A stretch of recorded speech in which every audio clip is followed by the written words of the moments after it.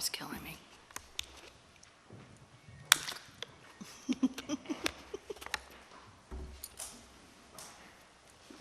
Just bladder. All right, Kyle. The meeting tonight is for the conduct of town business by the town board. The public is invited to participate at the items marked on the agenda, public comment. During that segment of the meeting, if you have a question or comment for the supervisor, please raise your hand and wait to be acknowledged. Please state your full name and limit your remarks to 3 minutes. Thank you for your anticipated cooperation. Thank you. Thanks, everybody, for coming. The first meeting of January. Happy New Year's to everybody. Welcome to 2023. And let's please rise for the pledge. You getting the same bumper cars here? I pledge allegiance to the flag of the United States of America and to the republic for which it stands, one nation, under God, indivisible, with liberty and justice for all. And a moment of silence, please, for all those men and women who died protecting our country and giving us the right to stand here today to serve our country, our state, and of course, our town.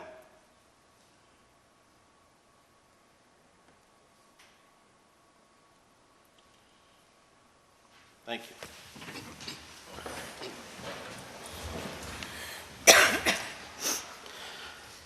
All right, welcome everybody. So, I need a motion to amend the agenda just slightly. I have a presentation tonight by Raymond Satin from Quantum Leaf. He was here before the new year, and we asked him if he had a presentation, if he could come back. So tonight he's here, and I need to add him under presentation. I have that motion. I'll make the motion to amend the agenda to add the presentation. I'll second. All in favor? Aye. Aye, thank you. And I just have, BJ, are you going to do a thing when we get to Meet Me in Marlborough? Are you going to come up for Meet Me in Marlborough tonight? Of the committee? For Meet Me in Marlborough, will you represent Meet Me in Marlborough tonight for the committee? And if the questions come up about our shed donation, you could, I'm not going to amend the agenda then, okay. That's when you can talk. All right, thank you then. Okay then. All right, so I need a motion to approve the agenda as amended then. I'll make that motion to approve the agenda. I'll second that. All in favor? Aye. All right, thank you. Motion to approve the December 12th, 2022 Town Board meeting minutes. I make the motion to approve December 12, 2022 Town Board meeting minutes. I second that. All in favor? Aye. So moved. Authorize payment of bills. So we have 2 abstracts tonight. This usually happens the first meeting of the year due to bills that came in before the first of the year. So I have an abstract for bills that were from up to 12/31/2022 and the amount of $133,664.77. I need a motion to pay those bills. I'll make the motion to approve 2 abstract bills. Need a second? Second. All in favor? Aye. Aye, so moved. And invoices after 1/1/23 to the present of $264,400.13. I need a motion to pay those. I'll make the motion to pay those bills. I'll second. All in favor? Aye. Aye. Aye, so moved. All right, reports, comments on the agenda. Anybody have any comments on the agenda? No comments. I'm going to move into item 7, reports to departments. My report is going to be brief tonight. Just to give you some updates, the dockside project, we're very close to our reservation agreement. We just one little thing to work out, and that's as far as the years of the contract that we're negotiating with them. Should be done by this week. Bayside project, as you've seen up by the middle school, has been moving forward nicely. Some footings have been poured. The code enforcement officer has been up there inspecting. They're putting in a temporary road. But so far, I haven't had any complaints from the school. The blasting's gone well, so that project's going on well. If anybody's been down in the Milton Hamlet, Mr. Pollock has started his Milton Main Street project. Excavation began last week. Today was the first day they had to do some hammering to remove some of the rock, but up to this point, it's been actually, the shale bed has been coming out without having to hammer any of the rock out. So it's been going a lot better than they anticipated. So that's moving forward. Tomback building, everybody sees it's still moving forward. A little slower than I had wanted, but their weather is still cooperating with them. The last few days, they finished the backside of the roof, which you can't see from 9W, but the whole backside of the roof is completed. They've been working on the last dormer off the front, ripping the shingles off today. So hopefully by the end of this week, the front side of the building will also be all roofed up. There was a lot more sheathing that had to be replaced than anticipated. You know, a 50-year-old roof, and it's got half-inch plywood on it, so it's not to today's standard. So we had to replace a bunch of plywood, but you know, there was built-in contingencies for things like that. Besides that, HVAC, all the venting has been put in already. Electrical work has started. The new electric panel's been in place. Most of the stuff's on site. So deliveries of windows and other products that the builder need is en route, but we're still a couple weeks away from that. But things are moving, but slowly. So let's see. I have a meeting set up coming up next week with Emma Cohen from Michelle Hinchy's office. We're going to start looking at grants that are available. This is the first step when you meet with the new senator to see what grants that they have fit the projects that we will be looking to do in the coming year. And then in February, I have a meeting with Michelle directly. She's going to come down here. She's going to tour Marlborough, look at the facilities that we want to renovate, and hopefully we could match up some grants to what we want to build.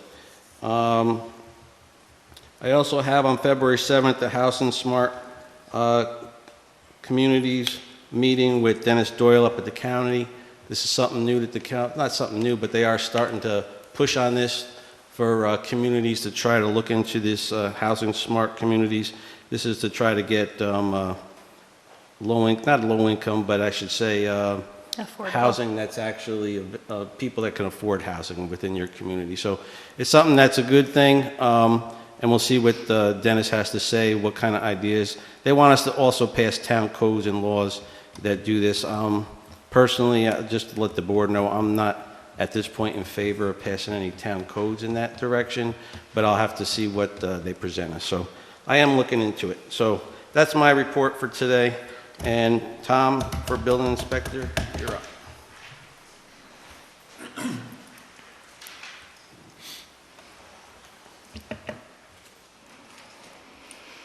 Building Inspector's Report, month of December 2022. Certificate of Occupancy 5, Request for Information 10, Building Extensions 10, Fire Inspections 11.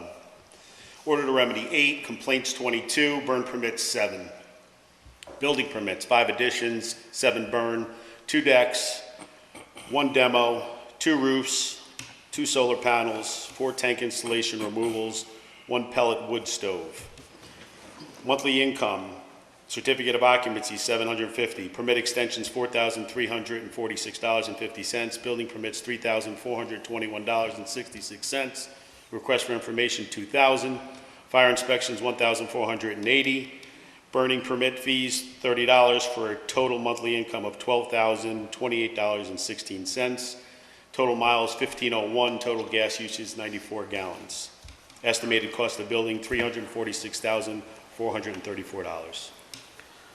You guys got any questions for Tom? Yeah, Tom, I got a request for information. Is that like, Violation searches for new house sales.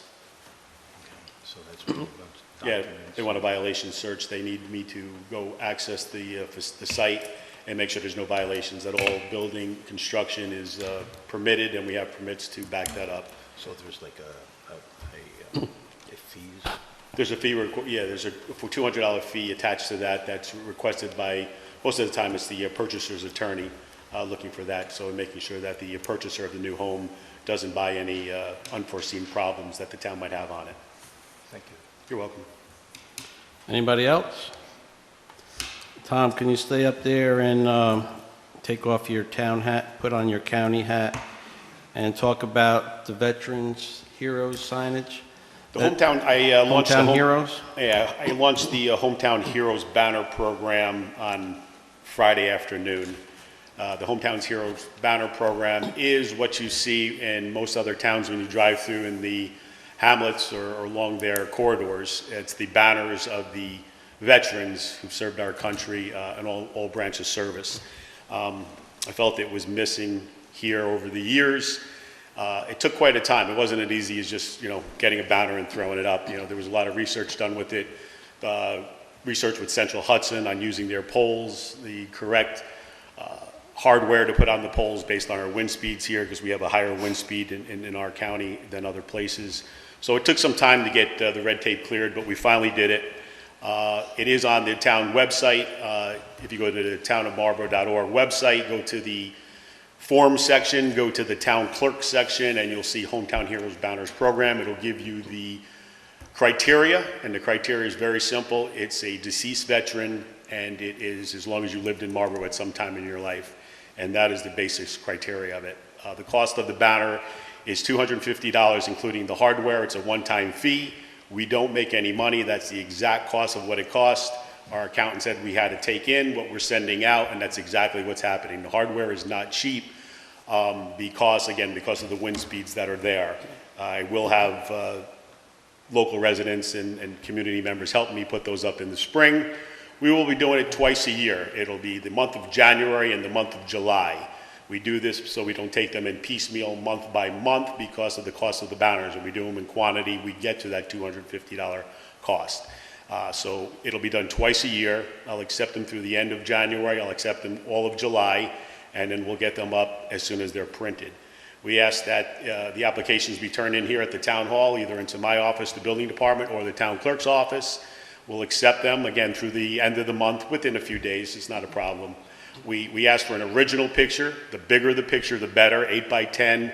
The suppliers tell me work perfectly. I did cut a couple 5 by 7s today, original, that he said will work fine. Preferably in uniform. Again, we're asking for it. Those original pictures will be handled with care. I will personally deliver those pictures and bring them back to you. They will not be shipped anywhere. They won't get lost in the mail. So be assured that, that cherished picture will be handled in my hands just as it is in yours. I will take care of it and get it to the supplier so he can, get it in, get it out. Copies are tough for him. Again, I will preview every single banner before he does it. He just won't print something that looks terrible. So we will preview it, and if there's a problem with the picture, we'll get back to the individual. At said time that we do get the banners up, and hopefully that will be March, April, depending on the weather, we will put together some type of ceremony, and I will contact all the individuals that went up, and we'll advertise it for people to come out to honor these veterans also. So the program is kicking. It's ready to go. Again, on the town of Marlborough with the OUGHNY.org forms, find the town clerk, find Hometown Heroes, click on it. It'll give you the criteria. It'll give you the form to fill out. Very basic form with what I need to keep it going. So that has kicked off, and again, long well overdue. I've had many conversations with local veterans. Again, I was making sure I didn't disrespect anybody by just making these banners for deceased veterans, because I do want to honor all veterans, and we always do. But with the availability of poles, it made it more, feasible to do deceased veterans. And again, I did get the approval from most local veterans that I did talk to. I did talk to a lot of people in the community. So this wasn't just a whim that we did. There was a lot of conversations, with Supervisor Corcoran and a lot of the veterans. So it is up and running. It did take me 6 months to do, but it is done, and it's available for everybody, all local community members, anybody from Milton and Marlborough. If you've lived here at one time, you're eligible. Well, thank you. I mean, I've gotten, since I've been in office, even before when I was a councilman, this was one of the things that came up quite often, that people were trying to organize, trying to do something. I talked to Legislator Corcoran about, and he took the reins, and it did take quite a while. I thank Tina Rosa, who has to get all the polls together for us and work with Central Hudson. But it's a great thing, and it's going to look great in our community. And it's one thing about our community, we really honor the people that are in it and serve in it, and this is just something we could do for them. So thank you, Tom. And it's also on our social media page, and links are on there too, and I'm sure it's on your personal social page, so you can find it on Facebook and things like that too. So you get the word out if you know someone that has a veteran that they want to honor, a family wants to sponsor it, we'll get it done. So thanks again. Thank you. Also with that, I guess we'll continue on a little bit with county news. If most people don't know, we have a UCAT bus system that runs through Ulster County, and that's a busing service that's run out of Kingston and runs throughout the county, except Marlborough does have no service. We don't receive any service. So when it came up at the county that bus service would be free for all residents of Ulster County, I felt an obligation to our residents to vote no on that. Do I feel that the bus service is essential to Kingston, Saugerties? Absolutely. Do I feel it's essential to Ulster County? Absolutely. But when you don't serve Marlborough, you don't get my vote. You know, I'm here to represent you. But with the help of Councilman Couchy, we have the final approvals from State Ed, because this is school property from the state school ed, to put the first bus stop that we're going to build right out here on this facility, so the bus will come back to Marlborough. So I've made deals with the county that once we build this bus stop, and it will be going up springtime, we've already got it approved, I got the engineers to stamp it, Manny's been gracious enough to get the plans to me and get it going for us. That bus stop will end up being the first bus stop. He'll be here in Milton, right by the police station. We'll put it here so it's safe under the lights. It's by the police station. There's ample parking, and it has access to our senior community center here. Once that one is done, we'll work on the second one for Marlborough. Because again, the bus stop here right now, if you don't, or the old bus stop when they used to come a couple years ago, is sitting on 9W in the middle of the road on that corner, right where all those signs are by Stewart's. It's an unsafe situation. The bus stop where it used to be in Marlborough is right in front of the Obelissimo building, right on the corner on 9W. Again, deadly spot, so it won't be there. So again, that's the next thing we'll be working on in the spring. You'll see us groundbreaking that, getting the bus stop and getting Marlborough residents the availability to get back on that bus for free. And then I'll get back on board and vote yes for that. So that's the And then you're going to get me my gateway sign to the county. Yeah, right? that's the next thing. We've got a new county executive in, Jen Mesko. She's very nice. We have a meeting set with that. I had a meeting with Pat Ryan when he got into office years ago, and they were supposed to get us a nice gateway sign coming from Orange County into Ulster County. So you know you're in Ulster County. Listen, most of my fights up at Ulster County is Ulster County government doesn't recognize the southern tier. And it's not just me fighting up there. It's Plattekill, it's Lloyd, it's myself. Most monies are spent in the cities, and I get it, but they seem to forget us. So we have many conversations, many disagreements on where most of the money should be spent. We did get I got the $500,000 for the sewer plant. We've got another $100,000 coming down for our parks program once we get that done. So there is some money finally being filtered down here. But that sign was an agreement I had with Mr. Ryan when he was here, and Pat's fantastic, don't get me wrong, but Pat had a lot of stuff on his plate, and it went by the wayside. So my conversations with Jen when she comes into office, my next meeting with her, is to get that sign coming in right in that along the line where Absolutely Automotive is. So there is a sign knowing that you're entering Ulster County. We are the first town community out of Orange County, and it seems like we get forgotten. So, you know, that sign will be there over the next couple of years. People up at the county sometimes think we're still in Orange County, but, you know, we got a little green sign that says Ulster County when you get past there. And the same conversation I had with Pat, myself, was we should be representing the county as the entrance to Ulster County, which we are. And I know you'll get it for us, so. It'll be done. Pat, So we'll get it. Pat had a hard time getting there Saturday because he had a long night on Friday, so Yeah, we just weren't a able little. to talk, so. But he got it done. Senator Hinchy's inauguration, her swearing in, I was gonna have a conversation with Pat, see if he could help us out, but it'll come. We'll take care of it. All right. Jen's Thank you. great, and we'll take care of it. Thanks, Tom. All right, Chief, before the chief goes up, I don't know if everybody knows, January 9th is a special day for law enforcement, right, Jerry? Yes, it is. Today is National Law Enforcement Appreciation Day, so I just want to stand here and say, thank you very much, Jerry, for everything you do.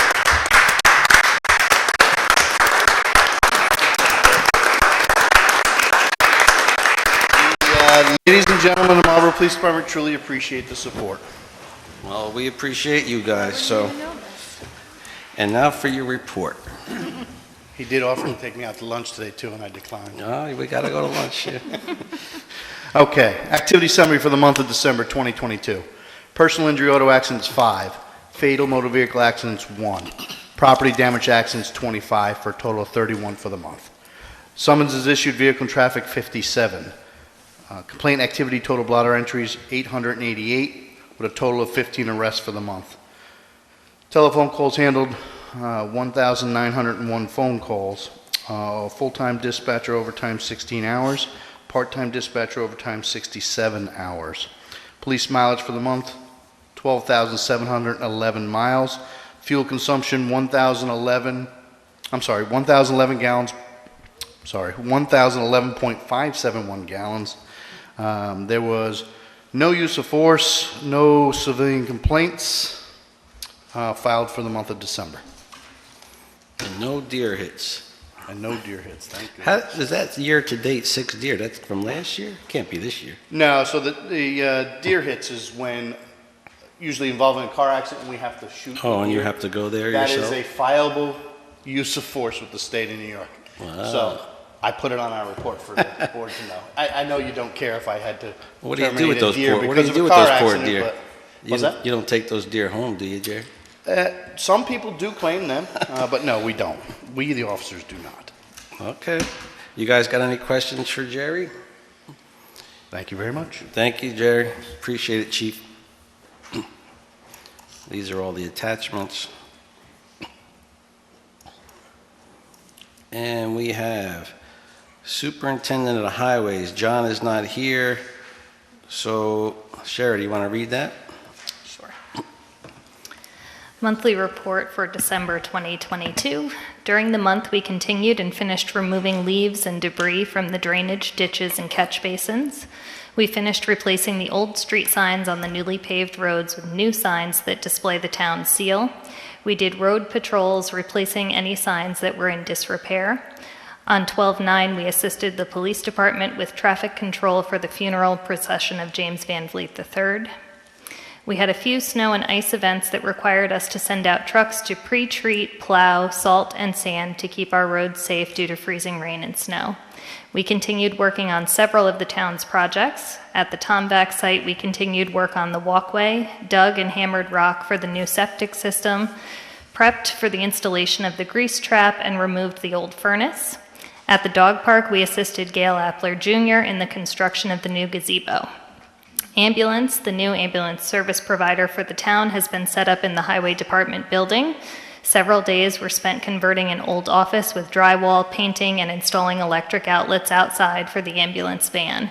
A storage container box was obtained, shelves were built, and the records from that office were transferred to the new container unit. On 12/20 and 12/28, we sent out a crew to cold patch in both hamlets. Fuel usage is gas 159.635 gallons and diesel 1,346.070 gallons. Respectfully submitted, John Alonji. Thank you.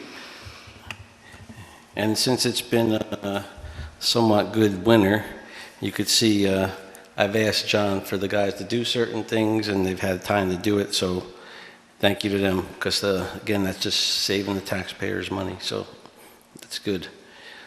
Charlie, Water Superintendent, you're up. How's it going, Charlie? I'm going to put the 3-minute timer on for you. Good evening. The monthly report for December, our water consumption was 16,341,000 gallons, which is a daily usage of 527,129 gallons per day, compared to our last month, which is 15,884,000 gallons, which is a daily usage of 529,466 per day. And compared to a year ago, the consumption was 15,591,000 for the month, which is a daily usage of 502,935. The summary for the month, we had curb boxes. We had to repair 2 curb boxes on Evie Lane and Sands Avenue. Hydrants, we finished installing snow markers and had to drain hydrants for the winter. Meters, we had to repair 2 frozen meters, one on Vin Rose and one on the Boy Street. Service lines, we had to repair service lines at Sands Avenue and Western Avenue. Sewer, we had to repair a 6-inch air line. We also had to repair some water lines at the Milton Sewer Plant. We also assisted in installing a grease trap at the new Recreation Community Center project, and we had our annual Health Department inspection on our water district.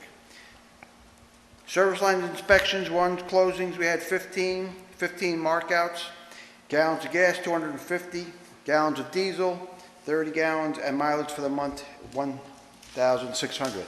I also have a summary for 2022. Our water consumption totaled 197.7 million gallons. That's for the total of the year. Our monthly usage was 16,475,000 gallons for a month, and our daily usage was 541,000. Compared to 2021, our annual usage was 196.1 million gallons. Our monthly use average was 16,340,000, and our daily use was 537,000 per day.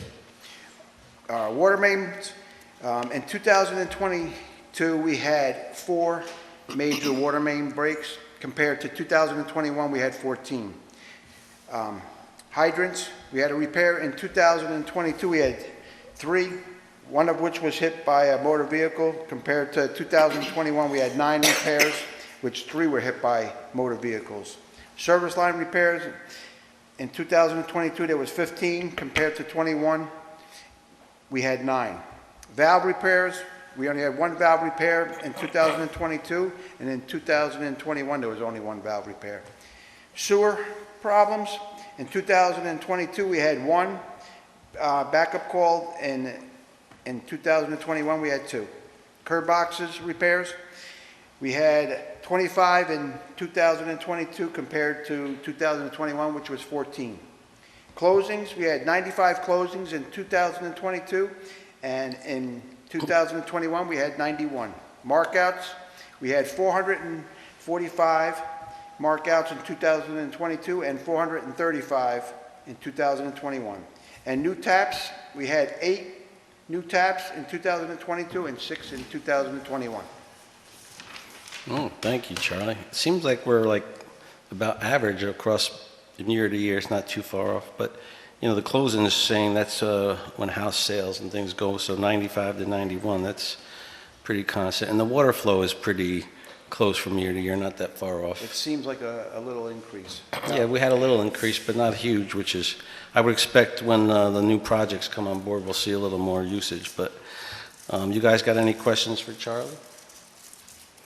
No. Just thank you for doing the grease trap, Charlie. That was a big job that day.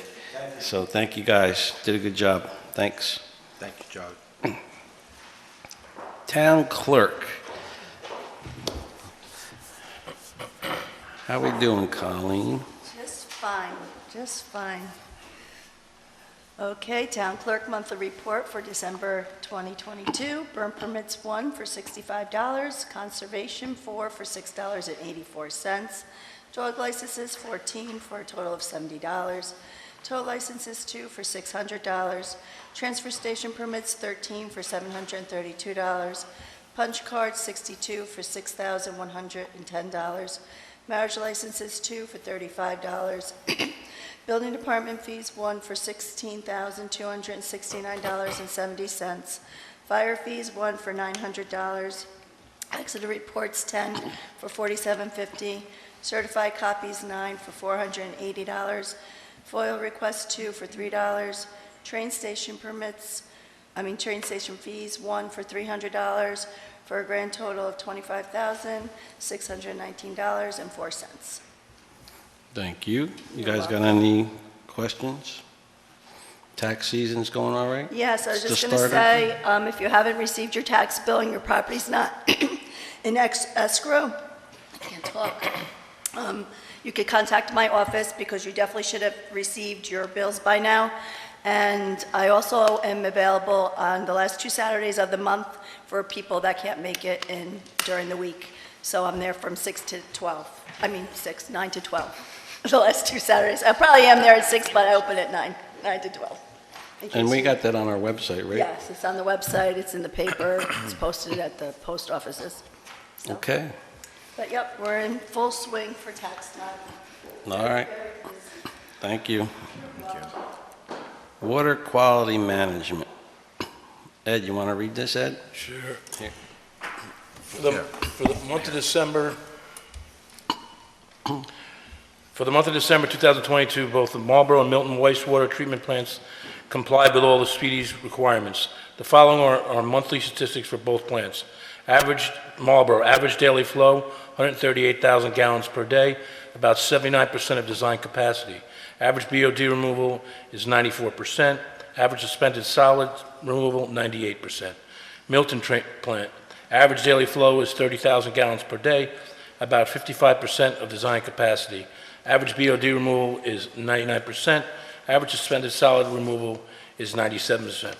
Both the Marlborough and Milton treatment plants operate normally during the month of December without any major changes or events. The repair pump for Milton's EQ tank has been wired up and is functioning properly. Excelsior blowers also came and replaced the broken blower. Unfortunately, the motor for one of the 2 screw pumps at the Marlborough facility is not working properly and need to be replaced. Rapid pump and meter had one in stock, and it hopefully be delivered within the next few days. We are currently operating normally with just 1 screw pump. Overall, both wastewater treatment plants are in good working order, but are getting older. If you need any information, please do not hesitate to contact me. Thank you, Julian Falco, Water Quality Management, Inc. Thank you. You guys got any questions for Ed? No. We're going to go. Manny, you want to do the dog control officer there? Sure.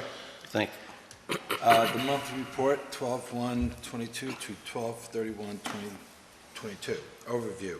We received a total of 22 calls this month, including 3 calls for the service from the Marlborough Police, New York State Police, and Ulster County Sheriff. Responded to 5 active complaints and/or cases which are now closed and or resolved. We currently have 1 open case or complaint. We impounded 0 dogs this month. 0 appearance tickets were issued this month. There was 1 dog bite reported this month. We have 1 dangerous dog case under investigation. The warm temperatures we have experienced recently are coming to the end, and the single-digit temperatures will return mid-January.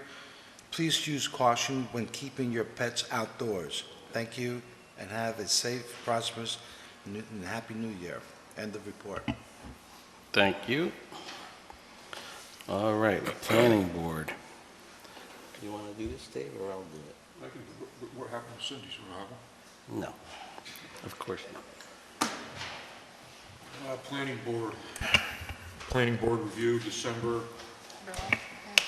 2022. December 2022 application fees, $2,050. December 2022 escrow fees, $5,632.28.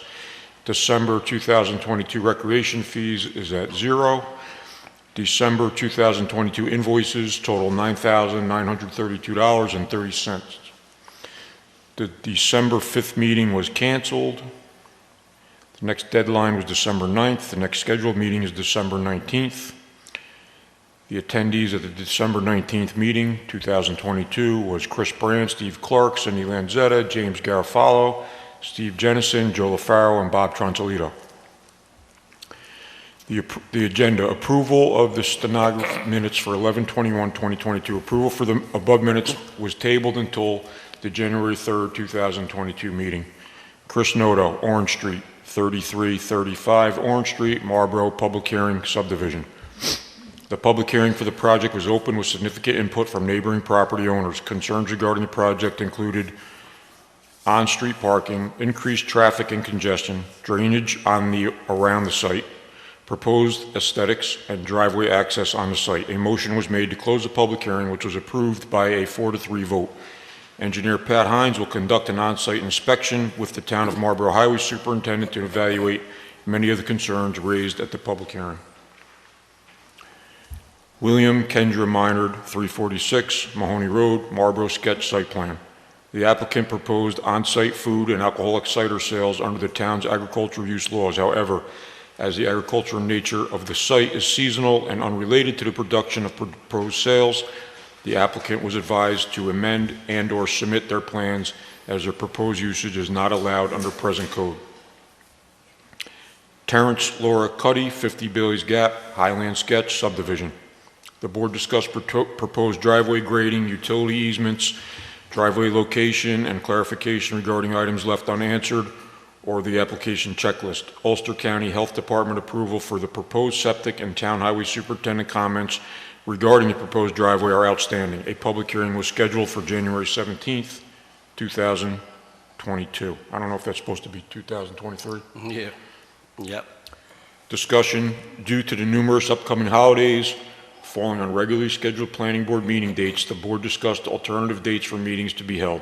The new dates will be posted on the Town of Marlborough website. Next deadline, Friday, December 23rd, 2022. Next scheduled meeting, January 3rd, 2023. Respectfully submitted, Chris Brand, Chairman, Town of Marlborough Planning Board. Thanks, Dave. Okay. So we're going to try to get next through the committee. Item number 8, we'll try to get through these quick so we can get to our presentation. Recreation Committee, Sherrod, you have anything? I know you guys meet tomorrow. Yeah, no new updates for the Recreation Committee. Their regularly scheduled meeting has been moved to 5:30 tomorrow at Bricks. I know one program on the docket for them is the Color Run. That was proposed by the elementary school, so they'll be discussing that tomorrow, as well as the upcoming spring and summer events. All right, great. Can't wait. B is Emergency Management Preparedness Committee. As we said at a reorg meeting, we had reviewed this throughout the whole year with all our first responders, chiefs, fire department, highway departments, police departments, and it's been updated, and we passed it at our last meeting, so that's satisfied for the year. The Conservation Advisory Committee is here tonight, and I know they're anxious for us to pass a nice resolution tonight, which is on our docket, but do you guys want to speak before we get there?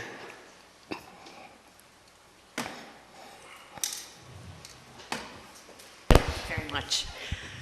Happy New Year, everybody. Happy New Year. I'll read my report. The Conservation Advisory Committee met on Wednesday, January 4th at the Marlborough Library Community Room. The purpose of this, our third meeting, was to discuss the Climate Smart Community Initiative and to gather information on some of the projects that the board has achieved or is in the process of achieving that already puts the town in an excellent position to register as a climate smart community. We are fully aware of and join the board's intention that additional money and/or money-saving avenues to achieve the goals of the town are at the forefront of becoming a climate smart community. To remind the board, the CSC initiative devised a point system to achieve different levels of accreditation. With each level, the doors to grant opportunities open. At our meeting, we identified these projects that would already have the potential to pursue bronze status, the first level of achievement. Create a CSC task force, naming a CSC coordinator, the solar farm, the NextCam project, and LED lighting upgrades. These are just some of them, and I have additional information for the next meeting.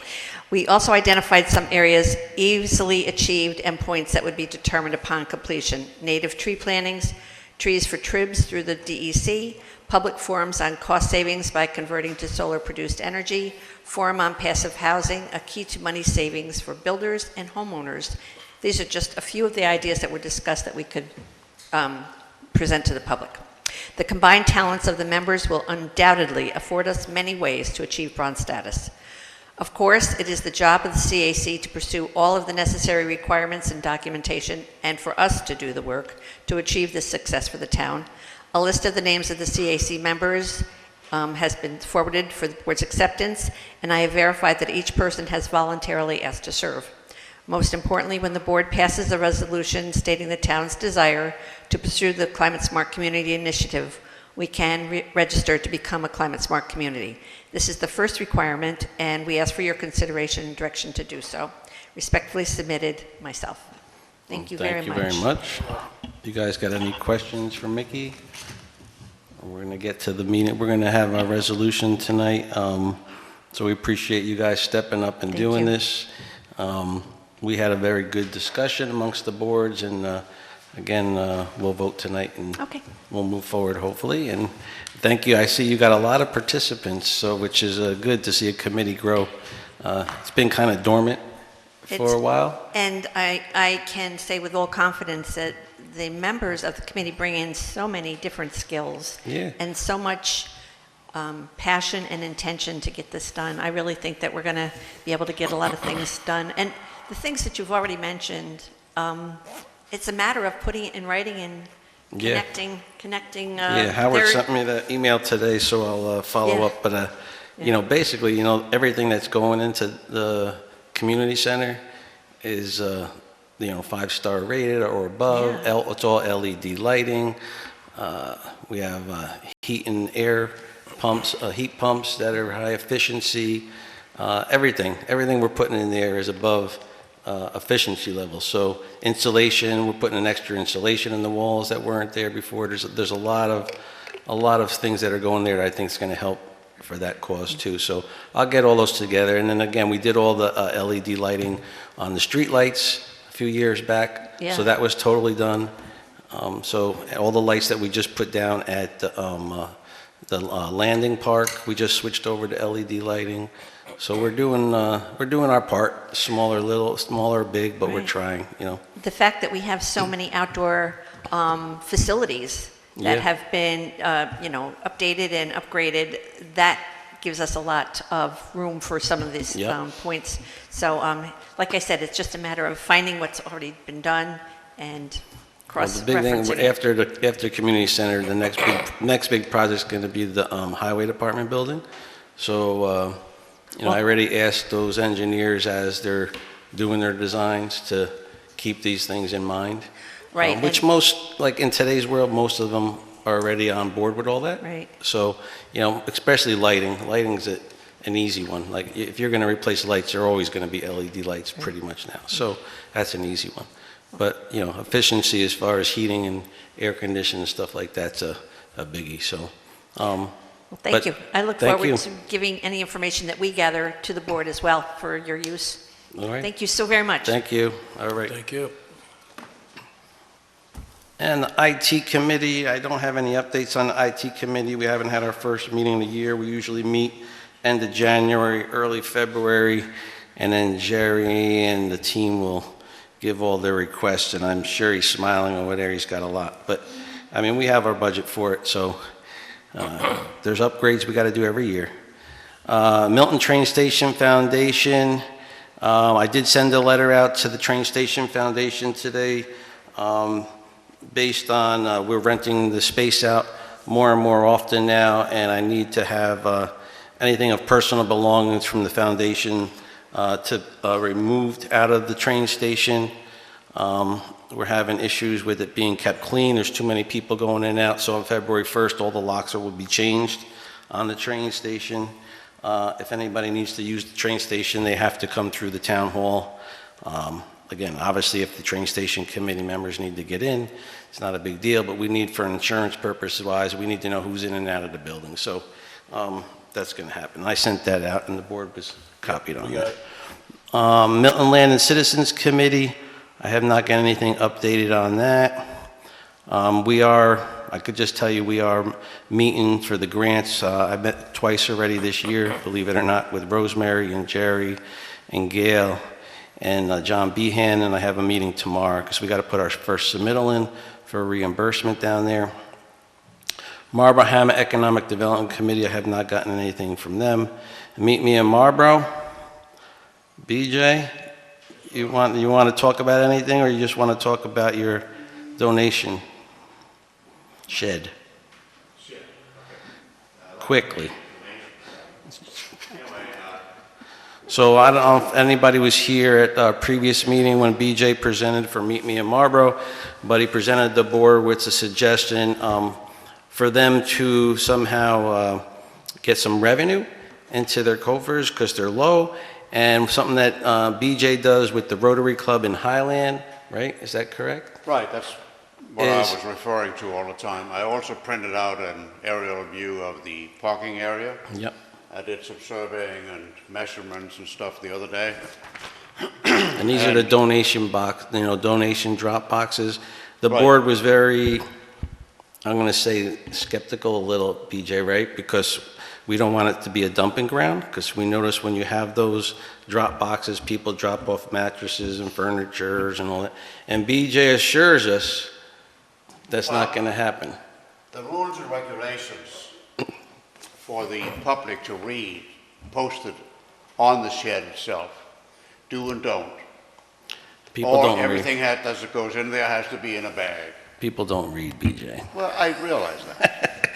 But like, when we asked BJ, BJ came to here representing the board, wanted to think about it, and I also had to ask the school district, again, because the idea is to try to make it so they don't have people dropping off mattresses and furniture and things like that. We would put it here, somewhere close to a police station, and hopefully people won't be doing that. So I did have a couple conversations with Mike Rydell, and he approved it from the school district side. He said, let it go. Yeah. And he said exactly what I said, though. The first sign of mattresses and furniture and things being dropped off, it will be removed from the premises. So all I can say is, I know you said you and your members are going to keep up on it, so. Right, it's going to be a padlock on there with a code, and we will take turns to come down and see that things are being done properly. And the great advantage in all of this is obviously that we know from the two sheds in Highland how it's being administered. Right. And it's really, in a sense, a no-brainer. That doesn't prevent us, it doesn't mean that things can't go wrong, but hey, that's... But you're going to monitor it, right? What's that? You're going to monitor, yeah. They're gonna Meet Me in Marlborough is the whole Right. meters. And I just, by going, I just printed out one of this area view. And at two locations, both of them close to South Road, either on the right, which you can see on the printout here, where the public, as well as the pickup, the truck that's picking up the stuff, can pretty much just drive right through without having to do any turns or anything. In other words, there will be in the extension of where the police cruisers are parked, where it opens, there's a piece of grass between that and So the BJ, South Road. what I'm going to do is we're going to poll the board on this to say if they're good with it. And if they are good with it, I'm going to ask you work with Chief Kokoza where the placement of this goes, because of course we have an active police department going on. Oh, sure. And I want to make sure it doesn't interfere with his cars coming in and out. So if we approve it now in the next minute here, I'm just going to have you meet with Chief Kokoza, and then you guys could decide where it goes. And that's what Mike, Superintendent Rydell said. He said as long as the chief's okay with where it's got to go, then he's okay with where it's got to go. I think we might Okay, so agree on that. I'm gonna make a motion myself that we allow this donation box for Meet Me in Marlborough to be placed at 21 Milton Turnpike on the approval of the chief's location. All right? Do I have any seconds? Second. All in favor? Aye. Aye, aye. I have a question. You got a question? Go ahead, Sherida. I forgot to ask if you had a question. I'm I know, sorry. you never I let me ask my apologize. questions. BJ, does the bin have a tax donation receipt attachment on it? I feel like the ones that do tend to stay a little bit more under control than the ones that just, look like a free-for-all. The one you sent us did have a thing on it, Is the shed going to have some sort of tax receipt mechanism for the public to claim their donations?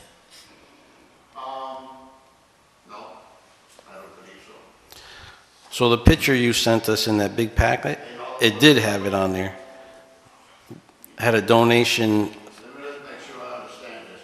You're saying that whoever drops things there would get a receipt for it?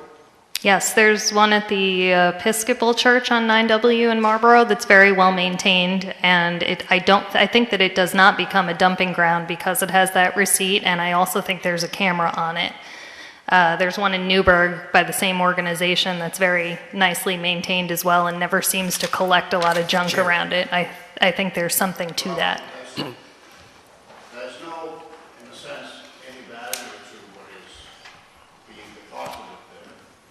Yeah, but what she's getting at, BJ, when you donate, say if you donate it to Salvation Army or anything like that, you get a tax receipt, so you could actually write it off on your taxes. So what she's saying is, more people are apt to donate clothing and things of that nature to those facilities if they get a tax write-off, right? So I noticed on the picture that you sent in their main packet, it did have that on there.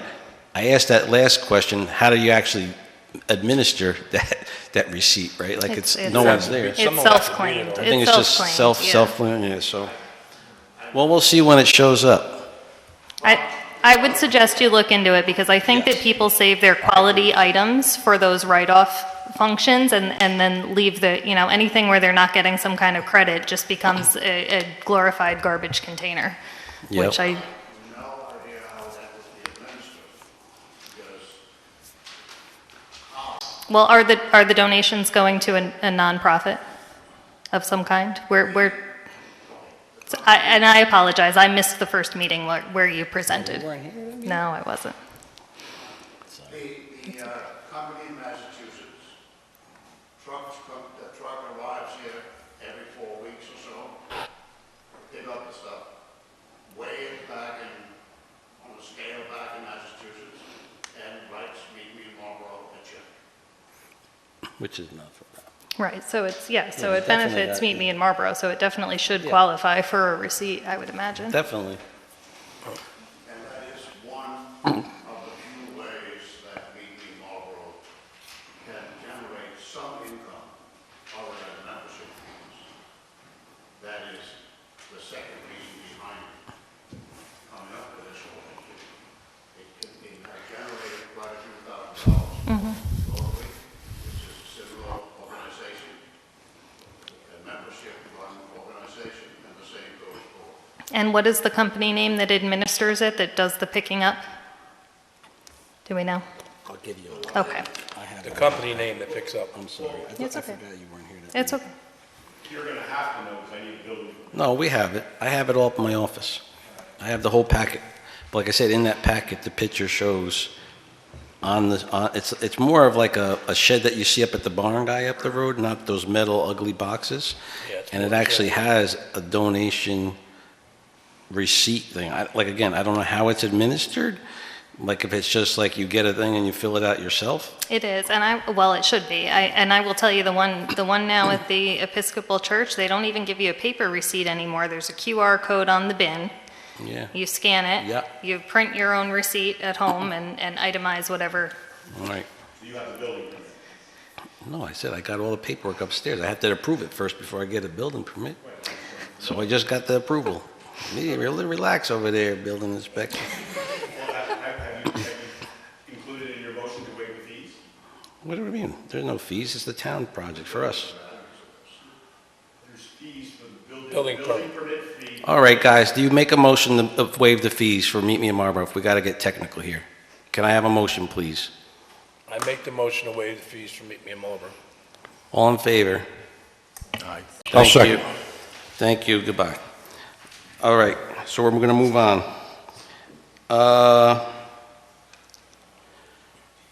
Hamilton Milton Association Committee, I have nothing on that. Transfer Station Review Committee, I have nothing on that. Finally, presentation. All right, Raymond's going to come up. I got his little presentation here. So I don't know if other residents know or not, but Raymond and Quantum Leaf are looking to purchase property. I don't know if that has or has not gone through yet, but he's looking to purchase property in Marlborough, and they are looking to put a facility in similar to Mrs. Hepworth's, but enclosure. So it's going to be enclosed, right? So Yes. I'm going to leave it off to you, Raymond, and you just tell me when you want me to move the slide. All right, good evening, distinguished members of the town board, Talk into that mic a little bit. ladies and gentlemen.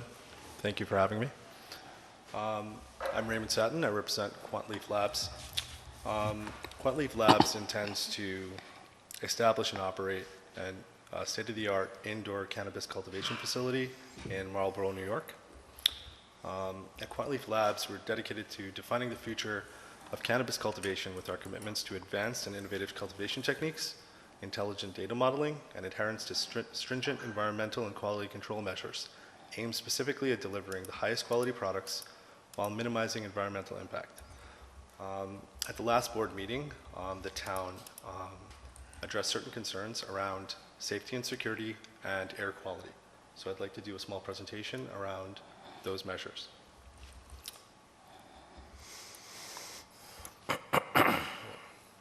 So the purpose of this document is to define the security procedure and protocols to ensure that Quantleaf Labs facilities has a comprehensive security system combined with 24-hour-a-day physical security personnel to prevent and detect diversion, theft, or loss of cannabis products and unauthorized entry. The Quantleaf Labs facility operates in a high-risk environment. The safety and security of our staff and surrounding community is our primary concern. Internal and external security threats to the company exist relating to physical, cyber, and procedural security for all facilities and operations. It is the responsibility of every employee and management member to aid in the security of the Quantleaf Labs facility through prevention, awareness, reporting, and responsible incident management. Policy and procedures maintenance. Maintenance of the security and operating procedures is critical to the integrity of the Quantleaf Labs facility. The appointed general manager will document any changes in security policy and procedure and retrain staff as soon as possible.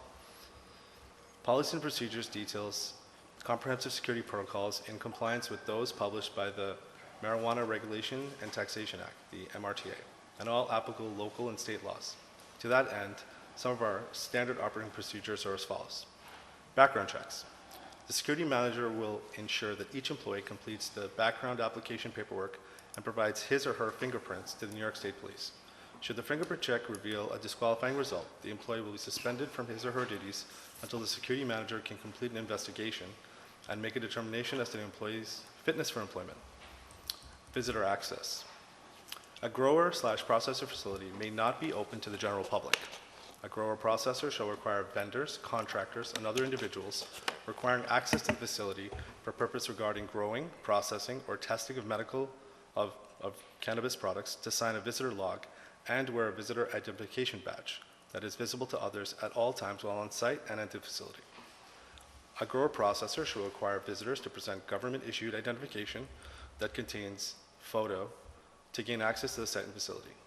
No one under the age of 18 is permitted to enter a grower-processor site and facility. A grower-processor shall post a sign in a conspicuous location at each entrance of the site that states, these premises are under constant video surveillance. No one under the age of 18 is permitted to enter. A grower-processor shall do the following when admitting a visitor to its site and facility. Require the visitor to sign a visitor log upon entering and leaving the facility. Check the visitor's government-issued identification to verify the name on the identification provided matches name in the visitor log. Issue a visitor identification badge with the visitor's name and company, if applicable, and a badge number. All visitors must be escorted while the visitor remains in the facility or on site. Ensure that the visitor does not touch any cannabis products or cannabis located in limited access areas. No cannabis product, manufacturer, management member, employee, or other member shall cause, permit, or allow any walk-ins or allow any persons into the facility unless they are members engaged in the manufacturing process or distribution to medical collectives. Access to the facility is limited to management members, employees, and those persons allowed access by New York State law. Quantleaf Labs has developed tested security measures to both deter and prevent unauthorized entrance into areas containing cannabis products, and theft of cannabis products. These security measures include preventing individuals from remaining on premises of the dispensary if they are not engaged in activity expressly related to the operations of the dispensary, establishing limited access areas accessible only to authorized personnel, storing all finished all cannabis products in a secured and locked room, safe, or vault bolted to the floor on the property and in a manner as to prevent diversion, theft, and loss. Security and surveillance. A facility must have security and surveillance systems utilizing commercial-grade equipment to prevent unauthorized entry, to prevent and detect diversion, theft, or loss of cannabis material. The security and surveillance system must include a professionally monitored security alarm that includes the following: coverage of all facility entrances and exits, rooms with exterior windows, exterior walls, roof hatches or skylights, storage rooms, including those that contain safes, and the perimeter of the facility. A silent security alarm system signal known as a distress alarm, an audible security alarm signal known as a panic alarm, a silent alarm signal known as a hold-up alarm, an electrical, electronic, mechanical, or other device capable of being programmed to send a pre-recorded voice message requesting dispatch when activated over a telephone line, radio, or other communication system to a law enforcement, public safety, or emergency services agency. A failure notification system that provides an audible, text, or visual notification of any failure in the systems. A smoke and fire alarm. Auxiliary power sufficient to maintain operation of specified growing and processing areas. The ability to ensure access, all doors are not solely controlled by an electronic access panel to prevent locks from becoming released during a power outage. Motion detectors. Professionally monitored security and surveillance system that records all activity in images capable of clearly revealing facial detail. The security and surveillance system must include the following: fixed camera placement that allows for clear image of all individuals and activities around the following: limited access areas of the facility, a room or area containing a security and surveillance system, storage device, or equipment, entrances and all exits to the facility, rooms with exterior windows, exterior walls, roof hatches, or skylights, and storage rooms, including those that may contain safes, 20 feet from the exterior of the perimeter of the facility, auxiliary power sufficient to maintain operation for at least 48 hours following a power outage, the ability to record all images captured by each surveillance camera for a minimum of 4 years in a format that may be easily accessed for investigative purposes. The recordings must be kept at the facility in a locked cabinet, closet, or other secure place to protect it from tampering or theft, in a room which is limited to an authorized individuals and secured by a security alarm system separate from the site's primary security system. The systems shall be inspected and all devices tested once a year by a qualified alarm system vendor and qualified surveillance system vendor as approved by the Department of State.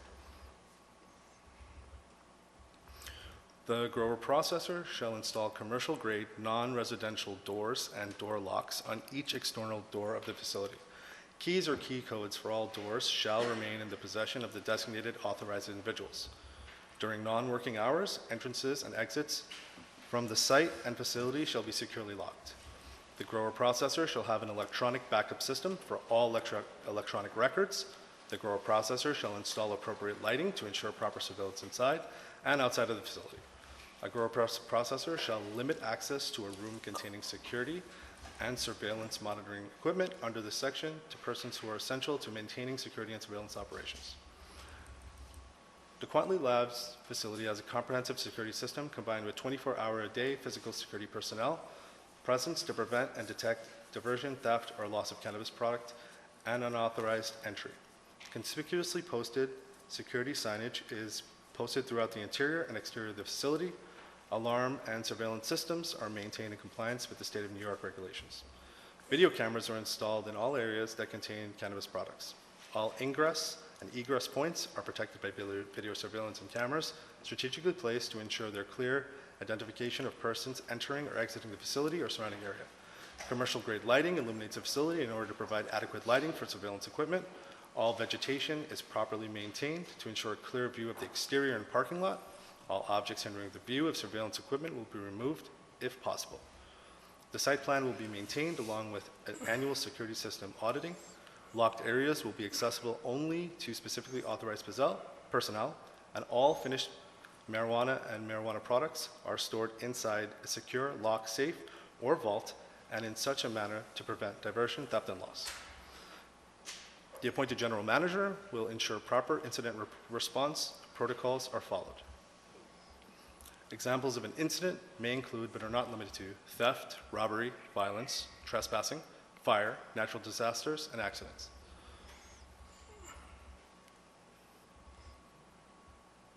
Suspicious activities. Every employee is responsible for reporting suspicious activities and persons to the general manager. Robbery and theft prevention measures. The facility and transportation vehicles are a high-value target for burglars and robbers. A robbery in progress is an incident and must be handled in accordance with Quantleaf Lab's critical response plan. All employees are required to have good working knowledge of security policies and procedures and implement prevention measures into daily activities. Only main facility entrances may be used for access to the facility. Auxiliary doors may only be used in case of emergency. Storage rooms should be kept secured with a lock that can be opened from the inside. A hidden key should be placed in the room if the lock cannot be opened from the inside, so the employees are not locked inside during an incident.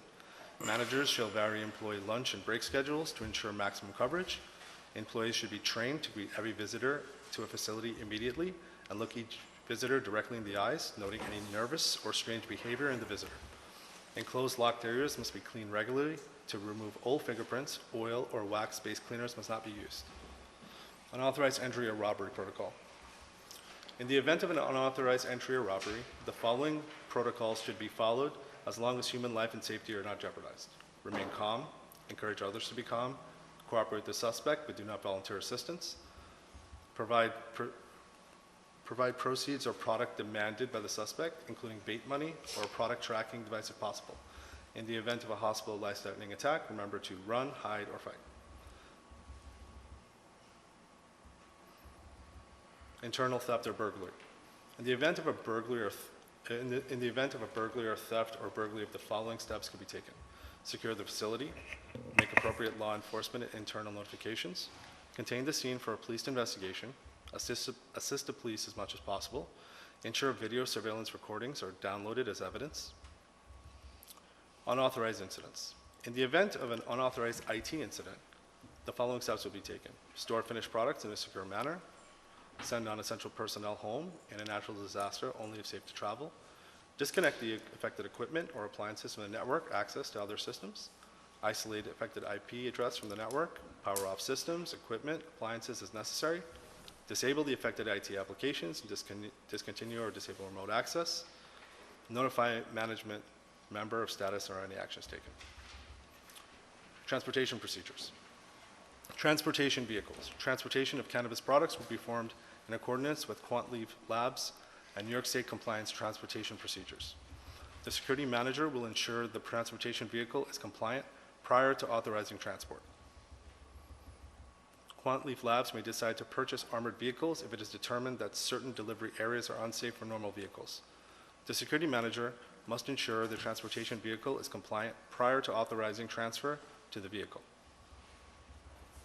The security manager will employ best practices updated as often as necessary to mitigate cargo theft risk. Cargo theft prevention measures include, without limitation, strategically partner transport teams, regular employee briefings, risk-based route planning, active vehicle monitoring using GPS, secure radio or satellite communication, communication check intervals not to exceed 30 minutes of radio silence.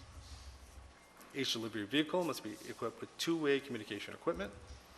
The transporting vehicle must check in every 30 minutes, and the security manager or designee shall copy transmission. Any manager or employee designee receiving a distress code transmission must notify the authorities immediately. If communication fails for any reason, the employee shall immediately contact the security manager by cell phone or landline. Threat levels. The general manager and security manager will work with local law enforcement and third-party security advisors to identify threat levels within the city. Deliveries to high-risk geographic area will only be made if there is an absolute patient necessity or and if approval is given by the general manager. However, such deliveries are preferably avoided whenever possible. The security manager shall be responsible for reporting all transportation events. Facility opening and closing procedures. 2 employees are required for opening and closing and operation of the facility. An employee must inspect the business for forcible entry before entering the business and survey the premises before admitting others. Security equipment must be inspected after opening and prior to closing to ensure the necessary surveillance of all operating activities. At closing, employees must survey the premises for someone hiding in the business near the building entrance or the parking lot. At closing, one employee must enter the parking lot first while the other watches, and them enter the vehicle before entering their own. The general manager is responsible for the development of implementation of cash management procedures and ensure all employees handling cash are trained. Cash must be secured by biometric money safe, separate from cannabis product, incident response. Every employee is expected to know the location of alarms, utility cabinets, fire extinguishers, emergency exits, and first aid supplies.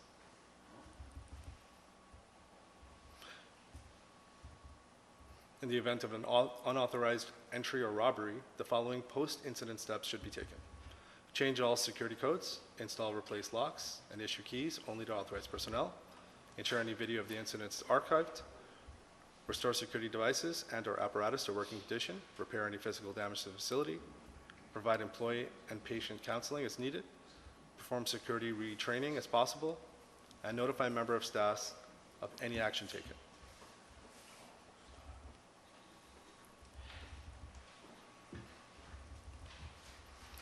Facility safety measures. The facility employs mechanisms that permit employees to have secure view of their surroundings whenever possible, including convex mirrors, elevated vantage points, and strategic placement of product storage, staging, and sales areas. Facility entry procedure. Employees will use access credentials only to open the secure door. Each employee must open the door with his/her credentials, and only one employee may pass through the door at any given time. Vetted and registered guests may only enter the facility under the constant supervision of an employee after they have been photo ID verified, logged in, and issue a temporary ID. In the instance that 2 or more unique visitors arrive at the same time, they will be instructed by intercom to enter the foyer at one time for processing. All deliveries must be verified and logged in at the front entrance prior to receiving access to the holding areas. Moving throughout the facility is restricted, even among staff. Employees are only permitted in areas when they have specific tasks assigned. Employees are given electronic access cards permitting entry to specific locations at specific times. Only the minimum number of staff required to perform assigned tasks are permitted in the production area.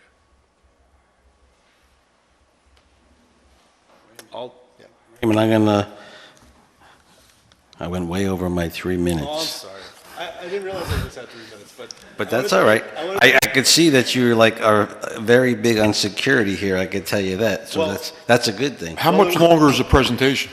I'm sorry? How much longer is the presentation? We're on page 26. How much longer is it? Just give us an idea. I can skip the rest of the security stuff. It's just carrying on, and it's like we can all read the handbook. We thought it was going to be, it's our fault. We should have asked you what the presentation was going to be. I didn't But realize. the audience is falling asleep. We're getting frustrated. Okay. This is something that we could read on our own and get back to you. I can furnish my SOPs for you. I was just pointing out the bullet points because security was a very big concern you addressed at the last meeting, and I just wanted to cover like incident reporting, how our facility is secured, and that's a little bit more. I totally understand, but you're actually reading off of a handbook, and it's just. Oh no, I'm reading the bullet points. But Right. Okay. Yeah. Okay. I can jump to the air quality control plan, and that's another couple of minutes, and I'm done. Quantity Labs is committed to being a good community partner. This includes ensuring the facility will have as minimal of an impact upon surrounding businesses and residents, particularly in the category of air quality. In the commercial cannabis industry, odor is often a severe concern of the adjacent community. Air filtration and scrubbing.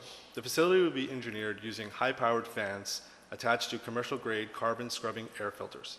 The fans are spec'd based on the cubic feet of the space they are in to cycle the entire volume of air through the filtration once every 3 minutes. Charcoal filters. The company will install multiple charcoal-filled carbon filters placed strategically all over the cultivation area, including inside the grow rooms.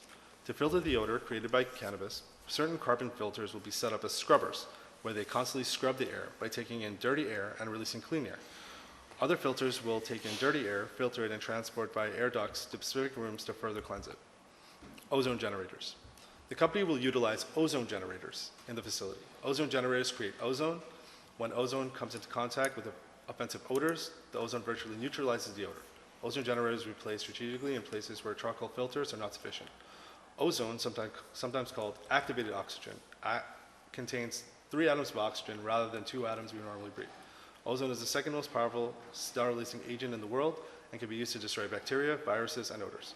Ozone occurs quite readily in nature, most often a result of lightning strikes that occur during thunderstorms. In fact, fresh, clean spring rain smell we notice after a storm most often results from nature's creation of ozone. While ozone is very powerful, it has a very short life cycle. When contaminants such as odors, bacteria, and viruses make contact with ozone, they are destroyed completely by oxidation. In doing so, the extra atom of oxygen is consumed and there's nothing left. No odor, no bacteria, or extra atom of oxygen. Ozone reverts back to oxygen after it's used. You have a closed-loop aeration system. The facility will implement a closed-loop aeration system. Closed-loop aeration system is used to promote air circulation within the facility instead of bringing air from outside.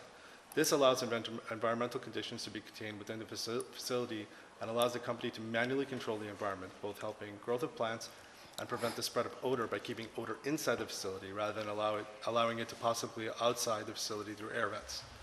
Each room is engineered to ensure that positive, negative pressure is correct to not allow escaping air from areas that generate odors.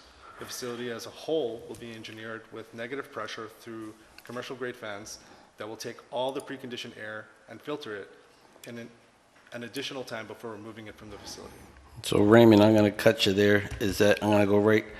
I'm glad you're putting all the filtration systems in the ozone because, Right. and So my it was a big concern. my other normal job, we deal with a lot of that, and it's actually very important, especially not just for the environment and for the surrounding people, but for the people that actually work there. So. Correct.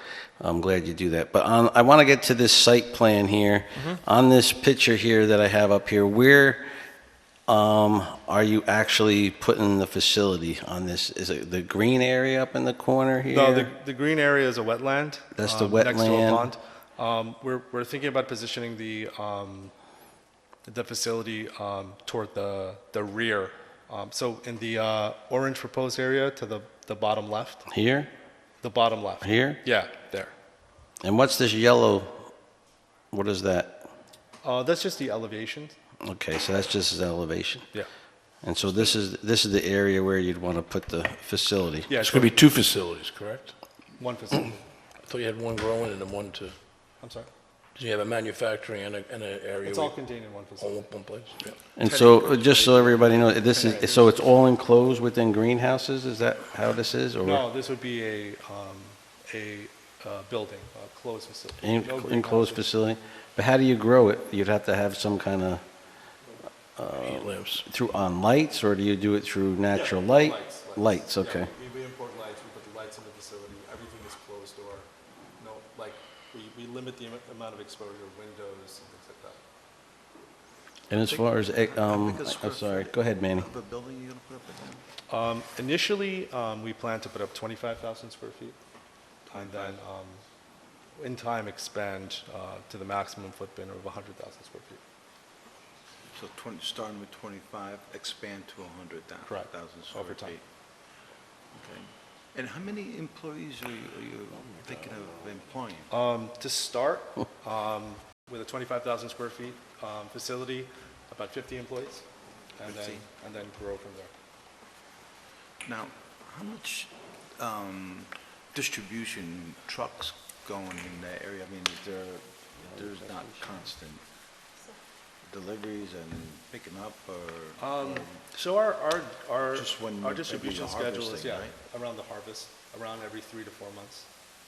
And then obviously the logistics picks up in those areas, at those times, but it's not a constant flow of trucks in and out of the community. But since this is inside, you could grow throughout the year. Yeah. Right, it's just every 3 months. you Yeah. have a new- Then every 3 or 4 months is when we do a harvest. And as far as the, so I, you explained well all the exhausts and everything, but how does that fare for the surrounding neighbors? Does it eliminate the smell Yeah, totally, or? it almost completely neutralizes the smell with the mechanical filtration and then also the chemical filtration with the ozone. And that's in the growing and the drying facility? You have this? Yeah, it's all self-contained. It's all self-contained? Yeah. And packaging and all, you do packaging, you would do packaging on site, everything? Correct. Extraction? Yeah, we do processing, drying, extraction, all in the same facility. All right. And, all right, I mean, you haven't closed on this property yet? Not yet. Obviously, to be, you have to have your closing, obviously, you'd have a planning board Correct. process that you got to go through. This is under Ags and Market, but you still got to get permits. I don't know, does the board have any other questions? I know you heard a lot of information.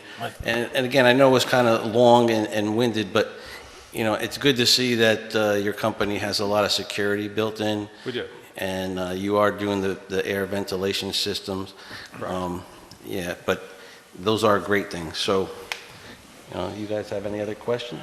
I think I asked him most of my questions last time he was here. Yep. Sorry it was so long-winded. It's okay. No, just that's all trying to- right. I mean, look, I have one comment. So when you have all your approvals, what's the duration? How long will it take you to Stand up facility. establish, set up? I mean, what's the time frame on that? I would say it would take us about a year About a from year. the time we get approvals to when we could start cultivation. Okay. So after approvals, it takes you a year? Yeah, about a year to build the facility, because bringing in the air filtration systems, bringing in some of the systems used in our cultivation process, there's lead time on those things. So our experience, because we've done this in other markets, our experience is our Missouri facility, we were able to stand that up in 9 months, but generally we like to budget for a year from the time we get approvals to the time we can open the doors. So what kind of construction? I mean, out of curiosity, is it a Butler building? What kind of building are you? Just Yeah, out of it's curiosity. like a warehouse facility. It would look like a warehouse facility. Like a Butler building? Yeah. Correct. Okay. It's a good thing. you good? And the only last question I would have is there any time frame on this actually happening? Well, right now I'm waiting on New York State OCM regulations. It's still in their public commentary period. So as soon as it's released from their public commentary period and they release the application, we'll start moving along in our process. Okay. And I see Joel is here today. Are you planning on, you said in the last meeting, still harvesting and planting? Are you going to be doing the apples orchard still, or is that? Yeah, it's not going to encase the whole farm. It's Right. probably going to separate it in two pieces about the same size and just sell one piece. Okay. So you would still be maintaining the apple orchards or leasing that out to someone else? Or you'll be doing, okay. All right. Well, thank you very much. Thank you very I much. got one question out there. Go ahead. Can I ask? Sure, you could ask a question. Actually, I have a couple. 3 minutes. Other than construction, do you intend to hire any local staff, high-level staff, like this extraction people, things like that? Absolutely. We try to use resources from the local community whenever possible. Okay. What process will you be using? Will it be hydrocarbon, CO2, alcohol? Yeah, generally you use CO2 extraction. CO2? Yes. extraction?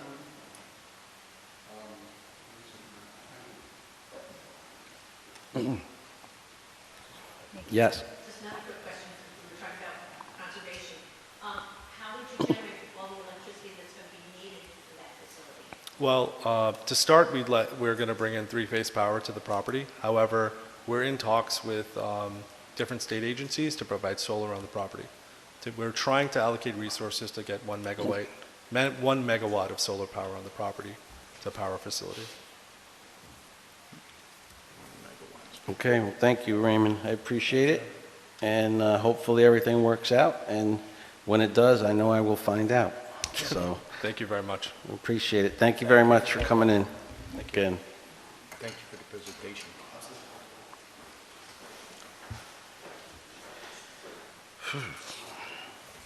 All right, so now we are on item 10, which is old business in Tomback, and I already talked about that, so we're going to move on to item 11. And this is a motion to hold, I need a motion by the board to hold a public hearing on the Restoration New York Communities Initiative application, and that public hearing will be next meeting, which is January 23rd. Yep, I make the motion to have a public hearing on Restore New York Community Initiative application on the 23rd. I need a second. I'll second that. All in favor? Aye. Aye. And again, this is for the grant with Mr. Pollock, so. Correspondence, I only got one quick thing here, because I didn't read it last meeting. It's, and this was the Dear Supervisor Corcoran and the town board members. It's been a rewarding experience to serve the town of Marlborough Zoning Board of Appeals. As both a member and chairman for many years, I believe that my fellow board members and I have taken our duties very seriously, fairly, and with consistency. Due to family health issues, I hereby resign my position of the ZBA effective 12/31/2022. And thank you and fellow board members for the support given to me through the years. And that's respectfully William Giametta, so Billy, as we know him. Just want to thank him for all his years of service on the ZBA. I know Councilman Zambito served with him for many years, and again, it's hard to get people to volunteer for things, and he did it for many years, and he did it well. So thank you to Billy. And we do have we did motion last at the reorg meeting to advertise, so there's an advertisement out there for a ZBA member for the board. So who's the new president? Because he was president. And the new president is Lenny Kahn, right now.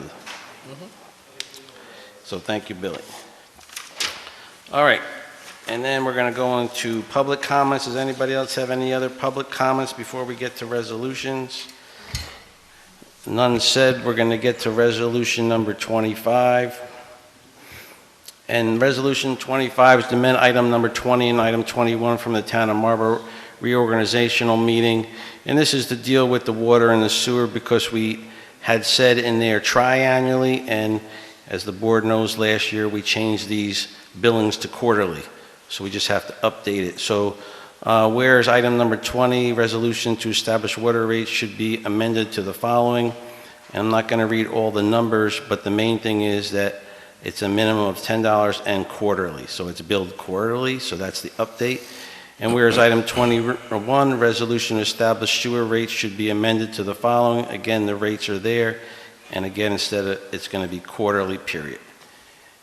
Be it resolved that the following amendments be made to the town of Marlborough reorganizational meeting, and moves for its adoption. Yes. Yes. Yes. Yes. Yes, thank you. Okay, so this is resolution 26, to authorize the town supervisor enter an amendment to the lease option agreement with Nexamp. This is the solar farm up at the transfer station, and this agreement was originally done prior to COVID, or in the middle of COVID, and so the time frames in there have expired. So in order to continue this Nexamp project, we have to push out the dates. So our attorneys wrote this up for us. It's just basically changing dates. Whereas the town of Marlborough, the town, and Nexamp Solar LLC, Nexamp, entered into a certain lease option agreement dated August 20th, 2020. Can you guys please take the conversation out back? Excuse me. If you're going to talk, you got to go out in the hallway, okay? Please. Whereas the town of Marlborough, the town, and Nexamp Solar LLC, Nexamp, entered into the certain lease option agreement dated August 20th, 2020. The lease option agreement pursuant to which the town granted the option to Nexamp to lease the portion of the town-owned real property located at 20 Bailey's Gap Road, Marlborough, New York, described in Exhibit A annexed to the lease option agreement, and whereas Bailey's Gap Solar LLC is wholly owned by Nexamp, and whereas Nexamp wishes to do the following: correct the effective date of the lease option agreement to February 17, 2021, extend the development and construction period defined in the ground lease attached to the option agreement to August 17, 2024, and assign the lease option agreement to Bailey's Gap Solar LLC, whereas Section 5 of the lease option agreement allows Nexamp to assign lease option agreement to a wholly owned affiliate or subsidiary, and whereas copies of the lease option agreement and ground lease are on file with the town clerk, and whereas pursuant of 6 New York CRR 617.5, 26, and 32, the contemplated action is type 2 action, is not subject to review under SECRA. Now therefore be resolved as follows: capitalized terms used but not defined herein have the meanings set forth in lease option agreement, and 2, the effective date of the lease option agreement shall, for all purposes, be deemed to be February 17, 2021, the date of which development and construction period shall expire August 17, 2024. The assignment of the lease option agreement to Bailey's Gap Solar LLC is hereby approved, provided that the copy of the assignment assumptions agreement in form, substance of satisfactory to the town supervisor and attorney of the town is provided to the town, provided such assignment shall not relieve Nexamp of its obligations under the lease option agreement. The town supervisor is authorized to enter an amendment to the lease option agreement which reflects the provisions of Section 2, 3, and 4 of this resolution. And whereas the following votes were taken. Supervisor Corcoran. Yes. Yes. Yes. Yes. Yes. Thank you. I just want to give one quick update on that. I know we're running late here, but this next AMP agreement is going to be followed with a few more that are coming towards us for other the lease options and the payments. But originally, in the beginning of the year, they applied for a 2-megawatt plant. The DEC did not approve their request for a 2-megawatt plant, so it's going to probably be more closer to a 1.6 megawatt plant, just so everybody knows. We were hoping for the 2, but the DEC didn't want them to use any more land mass. Don't understand, we got about 80 acres there, but in the middle of nowhere, but you know, you can't fight the DEC, so they're going to stick with their 1.6 megawatt. So January 9th, 2023, Resolution 27, to adopt the New York State Climate Smart Communities Pledge. Here you go, CAC. Supervisor Corcoran proposes the following: whereas the town of Marlborough recognizes the advantage of cooperating as well as collaborating with the county and state offices and agencies to improve services to the citizens of Marlborough, ease the increased cost of energy use throughout the town facilities, and improve the quality of life for workers and residents. And whereas participation as a climate smart community will allow the town to access those services that are available, and whereas it is understood that the participation as a climate smart community has the potential of new grant opportunities for the town, and whereas participation as a climate smart community is voluntary and can be pursued, postponed, or discontinued at any time at the discretion of the town board. Be it resolved that the town of Marlborough County, Ulster adopt the New York State Climate Smart Communities Pledge, which comprises of the following 10 elements. 1, build a climate smart community. 2, inventory emissions, set goals and plans for climate action. 3, decrease energy use. 4, shift to clean renewable energy. 5, use climate smart material management. 6, implement climate smart land use. 7, enhance community resilience and climate change. 8, support a green innovation economy. 9, inform and inspire the public. 10, engage and involve in process of climate action. Be it further resolved that Janelle I never say your last name right. Kazarak, is that how you say it? Kazarak. Be named as a climate smart coordinator for the town of Marlborough. And thank you for doing that, and appreciate you stepping up, and thank you for Mickey for helping write this. So, and again, thank you all, and moves for its adoption. Yes. Yes. Yes. Yes. Yes. There you go, unanimous.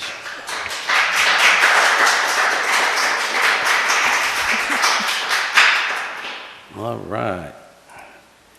So, you want to go back to this presentation? No. I think we're back to Where's my agenda? Oh, here we are. You're going to send it to us, though, right? What? All 55 pages of it? I'm gonna send you 58 pages so you could study that Sorry. tonight, Sherida. Thank you. Item number 15, Eddie. I think it's time for us to adjourn. We've been here long enough. I make a motion to adjourn. Need a second. I'll second that. All in favor? Aye. Aye. Thank you, everybody.